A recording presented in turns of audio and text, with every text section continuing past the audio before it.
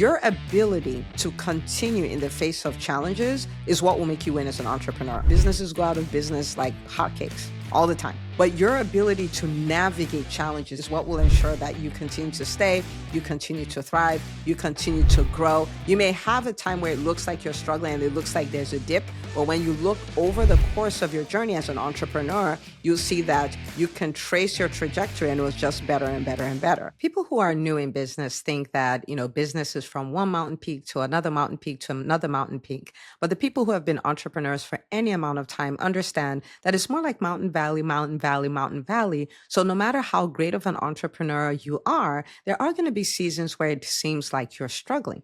And that is not abnormal. Like when you come to terms with it, you actually enjoy your journey as an entrepreneur even better. So the question becomes, what do I do when it seems like my business is struggling? And that could be, like you're a startup and you're trying to get it off the ground. It could be like you're trying to scale. And when you try to scale, a lot of times your business systems fall apart and your team is not quite the team you need. And all these changes need to happen. What do you do in those seasons? So one, you can take care of yourself and still enjoy the journey of being an entrepreneur, but at the same time, your business remains profitable. Your business continues to move forward. You're continuing to hit your goals. What do you do? That's what we're going to talk about on this episode of the EntreMD podcast. Now, the reason why, I love talking about these things is especially in our times, there is this conception that if I have a business and I'm doing it right, it will always work. And so people are thrown off when it seems like a month is not going according to plan. People are thrown off when they're like, oh, this is the goal I set for the year and I'm not quite hitting it. People are thrown off when maybe things that used to work in their business didn't work before. People are thrown off when maybe they hire a new physician and they're not able to fill the schedule. Completely thrown off and they think something is wrong. Sometimes, one of the most pathetic things is, like people then just quit and throw it away and assume it's not working, right? But it's like a human. You get to the age of 2 and then there's temper tantrums that some kids will have. And you get to teenage years and there's other challenges there. And you get to there's so many seasons and so many challenges with them. If you can just understand this is part of the journey, nothing is wrong, and lean into what do I need to do here to still win, you can win. At this point in my career, I've been an entrepreneur at the time of this recording for almost 15 years. That's almost a decade and a half. And we have had challenge after challenge after challenge. Because I understand this concept, I don't get as thrown off by it. And sometimes in the middle of the challenge, like early in the challenge, I'm like, I wonder what lesson I'm going to learn from this challenge. I wonder how it's going to be a gift for my community because I can come share it with them and teach it, the strategies I used to thrive to them and all of that, because I understand it's part of the journey. Like I'd rather not have it like anybody else, but I realize that you can't escape it, right? Okay, so let's talk about, like what are the things we're going to do? And we're going to do this from like a broad view, okay? Now, the very first thing, and you don't have to wait to have a challenge or a problem or struggle in business to get here. The very first thing is leaning all the way back into your why. And I talk about this a lot, and I'm going to continue to talk about this because more entrepreneurs have quit because of things that have to do with this and have to do with mindset than have quit because they didn't have the right strategy. Okay. All right. So lean into your why. No problem is worth it just, for you to continue to do the thing of running the business. But if you can tap into why the business exists in the first place, it's easier to navigate the challenges. Okay. So think about when we were in medical school, right? I mean, like medical school was tough. Medical school was challenging. Our residency was challenging. But, if you look into why you didn't quit, why you still went through with it, is because of a certain why that you had, a certain kind of, patient population you wanted to take care of. You knew it was a means to an end, right? Is the end that kept you in, not just the thing. We didn't go through all of that just to pass the test. Like just passing a test is not enough to keep you in medical school, right? There's a kind of doctor you wanted to be. There's a kind of patient you wanted to take care of. For some people, it was research. That is not me. It was not me. Research was not me.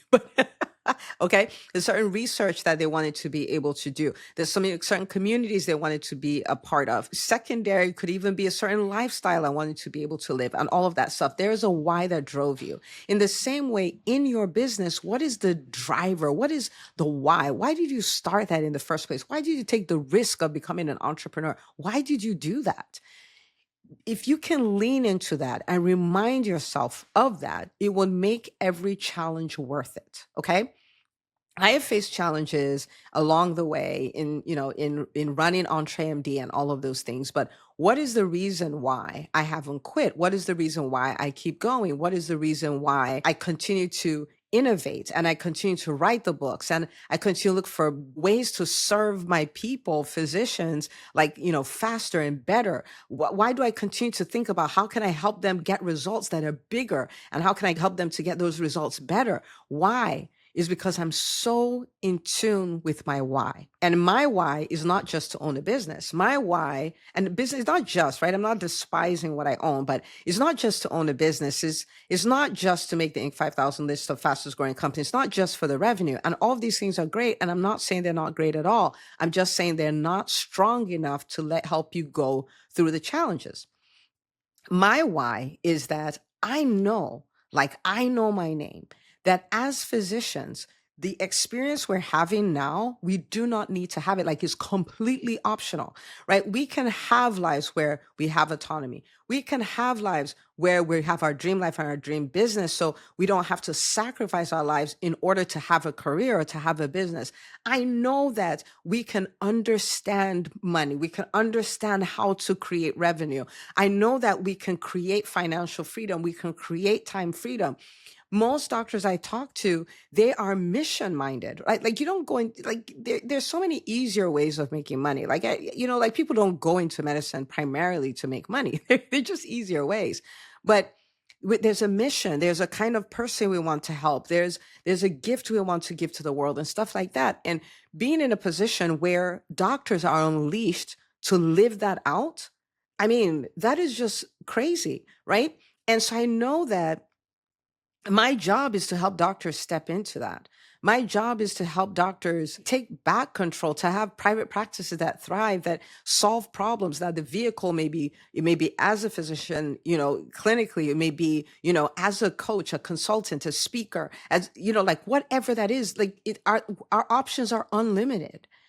And so I lean into that. And because I lean into that, I may have challenges, but I can't quit because the opportunity cost is what's happening now continues. And we have private practices shutting down every single day. We have doctors not having financial freedom after investing multiple six figures in a medical education. We have doctors who do not have any time freedom, even though they gave up over a decade of their lives for the privilege to be able to take care of people. We have all of these things going on and it's too expensive. And so for them, I can't quit. I just can't. Right. And so now I've been in EntreMD for 6 years. The company is 6 years old at the time of this recording. And so you're not going to start off with maybe being able to articulate your why if this is your first time of doing it as well. But this is where you start, right? You're going to start why am I doing this? That's what gets you through the tough times. Okay. So now that you're kind of from a mindset perspective, you kind of can have it together. Let's look at the second thing that you do. The second thing you do when you are navigating challenging times is that you galvanize your team. A lot of times as entrepreneurs, we try to bear the weight and the risk and all the responsibility and everything by ourselves. But this is the deal. As an entrepreneur, you want to serve and earn. And when you bring on a team, the team helps you to serve and earn. And if you have to troubleshoot stuff so you can serve and earn better, you want to do that with your team as well.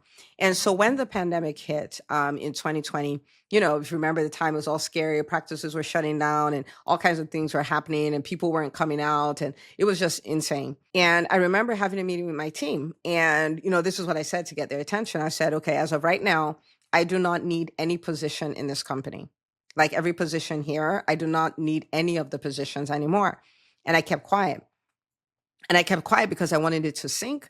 My people started wondering, what does that mean? We don't have jobs anymore and stuff like that. Now, the ones who really know me know not, because I always tell them, one of my greatest responsibilities is to keep this private practice profitable, because I never want to come back to you and tell you we couldn't make payroll. I have to let you go. So, of course, I was not going to let them go. We were going to figure out a way to, keep everybody on board. And so I let it sink. And then when I knew that I had their attention, I was like, but I am looking for a team of people. And I'm looking for a team of people who are not going to say, well, this is my role and this is my job description and I don't do that. I'm looking for people whose job description is whatever it takes, because that's where we are now. We are in whatever it takes. I have no idea what tomorrow will bring. I don't even know what this coronavirus thing is, right? And so we're going to have to do what we need to do to thrive. So I don't want anybody telling me I'm an MA, I don't do that, that's for the front desk, or the front desk saying I don't do that, that's for the biller. Like I don't want to hear any of that. So if you are game and you want us to go on this ride and survive and thrive in the midst of this pandemic, then let's do it. I am looking for people just like that. What did I do? With the problem as big as that, I galvanized the team. So I got them, I got their innovation, I got their expertise, I got their experience, I got all of them. And then we went and we attacked the challenge. And in 2020, as a practice, we did better than in 2019 in the middle of a pandemic year, right? And it's the same thing in EntreMD. Like, we have certain things that we want to accomplish, right? We want to pull off. And we're like, man, we've tried and we haven't been able to pull this off. I galvanize the team. And I'm like, let's go. This is the mission. This is what we're trying to accomplish. We've never been able to do this before. We've tried it so many times. We didn't hit it, right? And we just go on and hit it and win. So galvanize your team. Don't try to do it alone. They have experience, they have expertise, they have such innovative ideas that will bring total transformation, that will help you navigate that season. It could be as simple as, we have a new doc, you haven't been able to fill up the schedule. Meet with the team. What can we do? This is the deal. This is the challenge we're facing. This is what is at stake. How can we fix this? How can we make this happen? And you'll be surprised, because once you can enroll them, once you can get their buy-in, like it's almost magical what happens. Okay. So that's the second thing, galvanize the team. Okay. The third thing is identify what needs to happen and do it. What is the thing that will solve this problem? So, I've used this example of, someone hired a doctor and they haven't been able to fill up their schedule. Okay. So what fixes that problem? And you and your team may come up with 5 core things that you can do. You can say, okay, the patients we have, we're going to ask them for referrals. The referral sources, we're going to tell them there's a new doctor. They should send us more patients. We are going to have the doctor, do maybe 5 or 10 videos that we can put on our social media so that people can get to meet him. We're going to send out an email newsletter, and we're going to do that every week to let them know his schedule is open, for appointments, and we're going to run ads. Let's say that's what it is. And you're like, based on the history of this practice, based on what has worked, this is really going to work. So what do? You decide on it and then you do it. You decide on it and then you do it. You may be a coach and you're like, man, we've been trying to crack this, $500,000 mark and we haven't been able to do it. And you're like, okay, what needs to happen? And then you look and realize that I am doing some, consult calls and things like that. But the truth of the matter is the people who know about me, they're not growing. And so I'm not getting people to come on these master classes that I'm doing. I'm not getting people to book calls and all those things because of the level of obscurity I have. Okay, so what am I going to do about that? Well, I'm going to go be a guest on a podcast 4 times a month. So technically every week I'm somewhere on somebody else's podcast showing up in front of new people. I'm going to speak at events. I'm going to do that, every month, either offline or online. I'm going to speak at an event, not my event, but somebody else's event so that new people can find me, right? So that's something else that I'm going to do. Number 3, I've had people, I have all these people who would invite me to guest coach in their programs. And I've been saying no because I felt you were not paying me what I was worth. But the thing is those groups are full of my ideal people. And if they see me in my elements, maybe they'll come want to work with me. So I'm going to do that too. These are the 3 things I'm going to do. Boom, boom, boom. Okay, great. So now I've decided what needs to happen and what I need to do, and I'm going to do it. Right. So that's the third thing. So the first is lean into your why. The second is galvanize your team. And the third is identify what needs to be done and do it. The fourth thing is build accountability. Okay. Because when we first make the plan, we're like, yes, we're going to do it. When we start doing it, we're like, this is amazing. We're going to keep doing it. But but this is the deal. Like nobody does what you expect. They do what you inspect. Right. And so again, for the private practice, they have the new doc coming on and they said, these are the things they need to do. Well, that might be a good time to introduce a daily huddle where at the end of every day, there's a huddle. Okay. Did we talk to how many patients did you talk to tell them, that this doctor is accepting new patients? Did the email go out? Did the social media posts go out? Did we talk to the referral sources? How many did we talk today? Did we hit the recall? These 5 things, did they get done? Or our ads, how are they performing? Did they get done?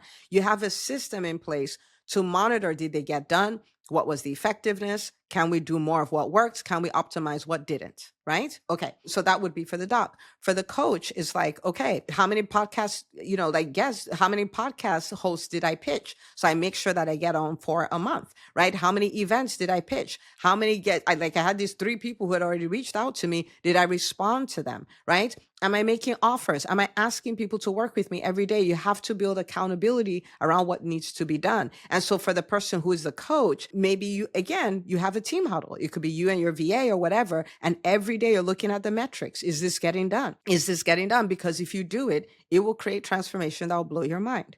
And then the fifth thing is active patience. Okay. And I'll explain what I mean by that. Patience is, one day in the sweet by and by, this will work out. Active patience means you're doing everything within your power to create the result, and you're patiently waiting for the results. So you're quote unquote impatient with the actions that need to happen. So you're making sure those are getting done. They make sure they're getting done in the right volume with the right cadence. So you're doing that. But then as long as you're doing that and you're checking it, you're optimizing, you're looking at what worked, you're looking at what didn't work, you're looking at what you can tweak and make better. You're doing that and you can be patient with the result, right? And so if you do that, you will be able to go through a time where it seems like your business is struggling, and you'll come out on the other side stronger than when the struggle started. The struggle is not designed to take you down. The struggle is designed, if it's gone through properly, the struggle is designed to make you stronger on the other side. So what do I do when I feel like my business is struggling? I lean into my why. I galvanize my team, identify what needs to be done, and I do it. I build an accountability system. So I'm constantly looking at the numbers to make sure that we're doing what we need to do. And then I practice active patience. Okay. So I want you to lean into this, right? Like, I think this is a good episode to, grab a friend who's also an entrepreneur, tell them, let's listen to this and let's kind of troubleshoot. Like, let me workshop this for my business. You workshop this for your business, and then we'll come and discuss it, because your ability to continue in the face of challenges is what will make you win as an entrepreneur. Businesses go out of business like hotcakes all the time, right? But your ability to navigate challenges, they're inevitable. But your ability to navigate them is what will ensure that you continue to stay, you continue to thrive, you continue to grow. You may have a time where it looks like you're struggling and it looks like there's a dip, but when you look over the course of your journey as an entrepreneur, you'll see that you can trace your trajectory and it was just better and better and better. Okay. I want to challenge you not to quit. I want to challenge you to give your business its best shot. I want to challenge you to lean into your why, and the people on the other side of your why deserve a leader, deserve an entrepreneur that won't quit, because they need what you have. I am so clear on this. That is why I've not quit. That's why even when it seems like things are challenging, I keep going, and I want you to do the same. Okay. So I'm rooting for you. I really look forward to celebrating you and, the big strides you make in your business, because you got better in the midst of a challenge. You didn't let it stop you. Rooting for you always, and I'll see you on the next episode of the EntreMD podcast.